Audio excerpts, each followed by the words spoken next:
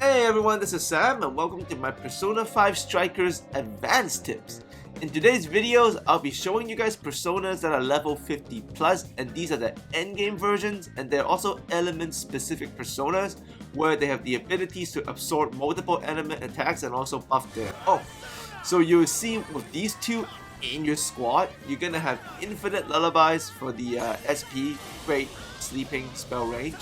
But at the same time, you will also have a devastating lightning spell that's going to take absolutely everything down. So if you would like to see more Persona builds from me, you can click on the card above or the playlist in the link in the description below, and you'll find all of the Persona builds I have made for this game all year across all levels.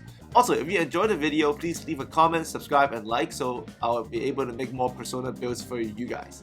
So we'll begin by looking at the Fortuna build. You want to start off by fusioning a Kikure Hime and a K1 to make a Queen Mob. The Kikure Hime, you're going to make sure it's this specific one that you're using for the fusion. So make sure you go to my Personas playlist and watch the Kikure video for this specific build. You're going to inherit over these skills for the Queen Mob. So Element Boost, Soul Thief, Dodge Nuke, and Lullaby. Those four are absolutely key. You must inherit and carry over all four of them. The next thing you're going to do is you're going to take that Queen Mob you made and you're going to combine it with any regular Okuninushi and make a Ganesha. And the Ganesha, same thing. Make sure you inherit over the skills Element Boost, Soul Thief, Dodge Nuke, and Lullaby. If you find yourself not being able to inherit all four because of the limitations, just level up your personas and you'll get 4 options. Then you're going to take that Ganesha and fusion it with another Okinoshi and make a Mithras. And same thing, carry over those 4 skills and nothing else. Always Element Boost, Soul Thief, Dodge Nuke, and Lullaby. And by the end, you'll be able to combine that Mithras with any regular Valkyrie, and you can finally make a Fortuna.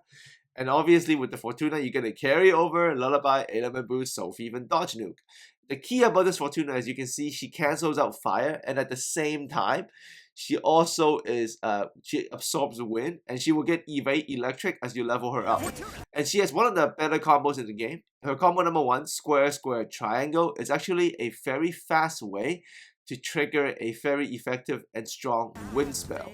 So you can see I go square, square, square, triangle, and I trigger a Guardian, and it's a heavy attack, close range, and if anybody has a wind weakness, that's a perfect combo attack to trigger as quickly as possible. So let's take a look at the next build, the Raja Naga. To build this one, you're gonna first just take a Naga and take a Hecton with cherries, and you'll be able to make the Raja Naga actually right away. So this is a rather easy fusion, but just make sure you go to my Personas playlist and get this specific Hecaton video. You need to use this specific one combined with this specific Naga. So you go to my Personas playlist Okinushi video and you'll find this Naga build, and you combine those two together and inherit over Shock Boost, Technical High, Technical Adapt, and Endure.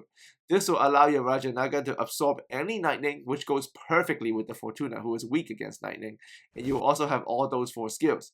And he also has one of the better combos out there. So if you go combo number 1, you go square, square, triangle, and he will trigger a close range lightning spells that also has Shock Boost, Technical High, Technical Adapt because of you. So this will give you extra attack damage, and if it crits, it will allow you to keep all of your buffs from the Suravati.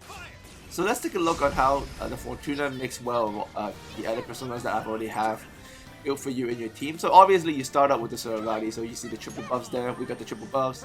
And then we're going to use the Fortuna to just cast Lullaby to get everyone asleep and also the SP back. Then you're going to switch to the Hecton, use triple down, all swift strikes, as you can see, crazy criticals, crazy technical. We keep everybody asleep. We're obviously losing a little bit of health, but we can keep pushing it.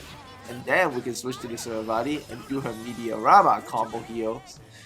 Goes incredibly fast. We can go back to the Fortuna and do the wind attacks also to trigger technicals, weak hits, and all of that, as our critical is staying buffed because of the Hecaton. And now you can see me here, I'm just relatively just staying with the Fortuna because she's so effective. So I can just cast Lullaby, do some wind spells, switch back to the Hecaton, and just finish everybody off with the crits and buffs. So you can see the whole squad in action now, this time including the Raja Naga. So always start out with the Suravati, and then you can see how I like to flow through this. I suggest if you want to trigger this whole squad element, like you see in this fight, this hacking mission, you can go back to the playlist and pick out those other videos. The Saravati and the Hekaton are obviously key. So you can go to the playlist and watch the Hekaton video. But you can see how the Fortuna and the Rajanaga adds to this, because now with the Fortuna and Rajanaga, you actually have the option to absorb both wind attacks and lightning attacks. So if you see any enemies casting those, that's a free resource of health for you. And health is important, not just to stay alive, but because you use the Hekaton a lot. Health is actually part of the resource that we do use, right, to trigger a lot of the critical prompts. And you will see in this fight, I was able to keep my triple buffs for as long as possible because of my commitment of using the Hekaton Swift Strike or Triple Downs to trigger critical hits. But the Rajanaga combined with the Fortuna, you can see that's devastating. You put everyone to sleep and then you cast that Masterdyne with the Shock Boost and the Tentacle High and the Tentacle Adapt. That's OP. You can see the hack enemies just got no chance.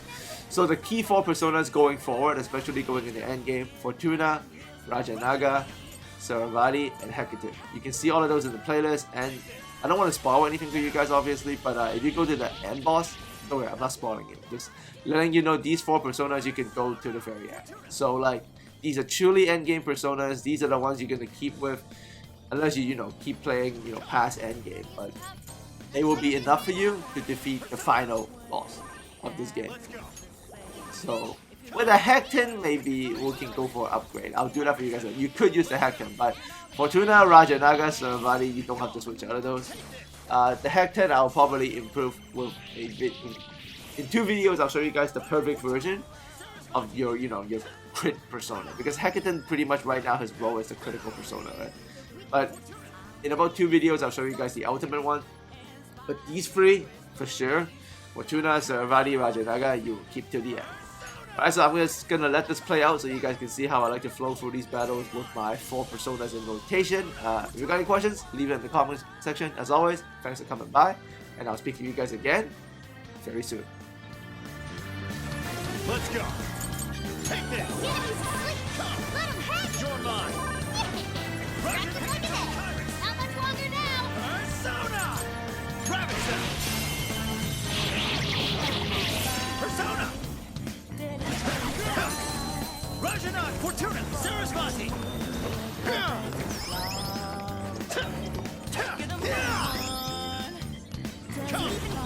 Ganesha. Fortuna. You're mine. Rajanaga, let's go. Take this. Take this.